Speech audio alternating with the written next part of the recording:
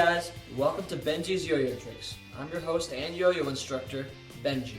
What I'm going to be doing today in my first tutorial video is starting you off on the basic concepts of using a yo-yo. I'm going to be showing you the basic styles of play, the basic types of yo-yos, the basic principles of the yo-yo and how to throw properly, and the terms we're going to be going over during these tutorials. What I'm going to start off with is the basic principles of the yo-yo and how to do a proper throw. The principle of the yo-yo is that you have like a projectile with a string wrapped around the center, and you let go of it, it starts spinning, and the string unravels from it, and then it returns to your hand by the yo-yo having the string automatically wrap around it again. Most of you guys probably already know about this concept, but I could actually go probably really in depth and talk to you guys for hours about it.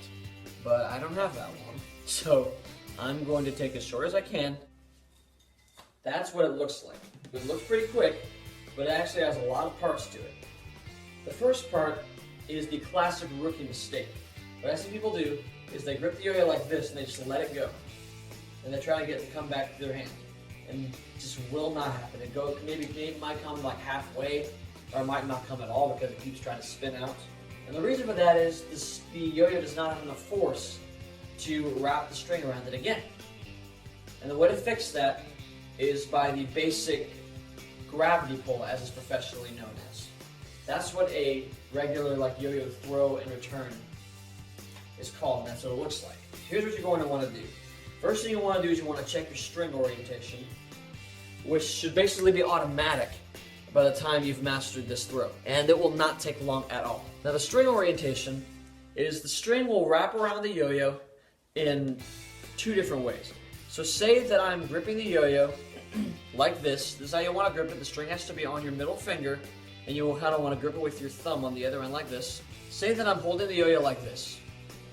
The string can be wrapped around in two different ways. It can wrap around in this direction or in this direction. If it's wrapped around in this direction, then the string will come from this side up like this and come to my finger like this. Or it can do the opposite and go in this direction and come from this side of the yo-yo right here up to my finger this way. This is not the way you want to do it. You want it to be so that the string comes from this way up to your finger this way. And you'll see why once I explain how the throw is done, and that's what I'm going to do right now. What you want to do first is have your palm facing up with the yo-yo facing up as well. What you want to do, bring it up to your shoulder like this, and then release the yo-yo like this. And your palm will face up again, and the yo-yo will travel down in this direction. Like that. I didn't do it very strong, that's why I almost spun out right there. But you want to do that with force. That force will help the yo-yo spin really, really well. You cannot get near as much force from just letting it go like this. If you throw it down like this, you'll get tons and tons of force. And that force is what gives the yo-yo the spinning power to return to your hand. The second part is after you make that first throw, you immediately want to turn your hand around so that your palm is facing down. It looks like this. Then, that's when you want to give the string a gentle tug. When you give the string a tug, the yo-yo will have the force it needs to have the string wrap around it again and return to your hand. And you can do that in one fluid motion too. Throw it down like this, turn it over, tug, and the yo-yo will return to your hand. Doesn't even have to be a strong, just a gentle tug. Just like a flick of the wrist like this. That's all you really need to do. Throw it down and up. Almost like your hand is doing this, going down and up like this. So now that we've gone over the basic concept of the throw of a yo-yo, I can get more in depth, and that's just what I'm going to do right now. What I'm going to start is by showing you the basic types of yo-yo. This yo-yo that I've been using for the tutorial as of now, called a responsive yo-yo. A responsive yo-yo is basically what I explained earlier, is if you tug, it'll return to your hand. Their shape, commonly used for responsive tricks, looks a little something like this. You know how thin it kind of is, and the gap is very, very small in between the two sides right here. What they're referred to is imperial shaped, and some refer to them as modified shapes. The basic types of tricks that this yo-yo was used for are looping tricks. And what a loop basically looks like is this. From this view, what I did was I threw the yo-yo, it came around my wrist, and went out again. Then I returned to my hand. There is an entire list of tricks that is based on that concept right there. It is a very, very, very long list. There's an even longer list of tricks that is based on a completely different concept, and that's what the other style of yo-yo, the other basic type of yo-yo is used for. This yo-yo right here. You'll notice that the gap in between these two sides is notably bigger than the one right here. This yo-yo is referred to what is called as unresponsive. Unresponsive means that when you tug, it does not return to you. You have to do what's called a bind, and I'm going to explain what that is a little bit later on. It will not tug. So you have to do what's called a bind. It looks like that. I'll explain it to you a little bit later on. This yo-yo is referred to as either a butterfly-shaped yo-yo or a wing-shaped yo-yo. Now this yo-yo style of play is made for what is known as string tricks, where apart from the part of the string that is attached to the yo-yo, it interacts with the string. And that's basically the reason that the gap is so large right here, so the yo-yo can easily interact with the string. See, this is a trick called the trapeze. The yo-yo is on the string like this.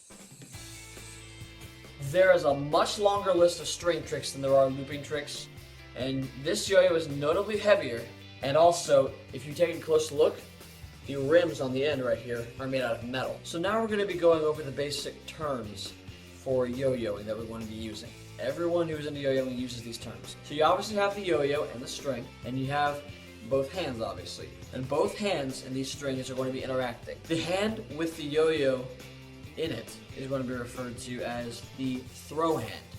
The hand that does not have the yo-yo in it is obviously going to be referred to as the non-throw hand. And then there are tricks which are basically self-explanatory, but then there are what's called mounts. Mounts can kind of look like tricks, but they're actually more so setting up for certain tricks. This right here is called a split bottom mount. It is used for several different tricks. There are a bunch of different mounts that can be used for. There's one called an undermount. There's one called a 1.5 mount. So basically there's a main difference between tricks and mounts. Some tricks are even shorter than certain mounts, as a matter of fact, like the beginner tricks, for example. Now there are also some terms that refer to the types of throws that we're going to be using. One is referred to as a sleeper, which looks like this. And another is referred to as a breakaway, which looks like this. Those are used more for the advanced type tricks, but you're going to want to remember them. Now the next thing I want to talk to you about is the string and how to get it raveled around the yo-yo and how to get it on your finger properly. Now the first thing I want to talk about is getting it raveled around the yo-yo. If you're going to be gripping the yo-yo like this, you want to be wrapping it around towards you like this. Now one thing that you might notice is that if I try to wrap it around, you can't see it very well, but if I try to wrap it around, it won't. It'll just, that little string in the middle that's connected to the bearing in the middle, that's what it's referred to as. It just keeps turning around and around and around and won't wrap. Now the way to fix that is a little trick that looks like this. What you want to do is basically put your thumb like slightly over the middle like this. Then wrap the yo-yo a couple of times around your thumb. And actually the easiest way to do it is push your thumb against the other end of the yo-yo like this and start wrapping your thumb around that. Maybe 3 or 4 times. And by that point, you should be able to wrap it around the rest of the way without having to use your thumb like that. Now the next thing I want to talk to you about is getting the string on your finger. The obvious thing that you'll notice is that with every yo-yo there's already a loop tied around the string. It looks like this. With this loop, a lot of people, this is another classic rookie mistake, a lot of people, they kind of like to put it on their finger from right there, and oftentimes they can't fit it on their finger because it's too small, or it'll be too big, and it will try to slide off the finger every time they try to throw it. The way to fix that is this. You take the loop right here. Then what you want to do is you want to bring that loop over the string in front of it. Next thing you want to do is you want to reach inside that loop from in front, because the string is behind it, and pull the string that's inside out in front of it, like this. then what will happen is the rest of the string will be hanging over that loop right there. And what you want to do is you want to tighten it on both sides like this. And from here, the loop will be basically around the string, and now you have another loop that you can actually adjust the size of. You can make it big like this, or you can make it really, really small. So that way you can make it big, then stick your finger inside it, then tighten the string around your finger like that. And now it fits on your finger. This is around where you want the yo-yo to be. A lot of people I see, they like to put it like way back here. I've tried that. I am not very comfortable doing that. I personally recommend doing it like this. So the next thing I want to talk to you about is called string tension. A lot of your tricks are going to be messed up because the string tension is messed up. And the way you can tell is if you take both ends and you push them together, and if they start rattling around like that, the string tension is wrong on one way. And you should be able to tell just by taking a look at it. If you take a look at the string, you might notice that the string is made up of basically made up of a string wrapped around over and over again. If the wraparounds are too loose, what you want to do is you want to take the yo-yo and twist it clockwise, like that. And what that will do is that will wrap the strings around each other a little bit tighter.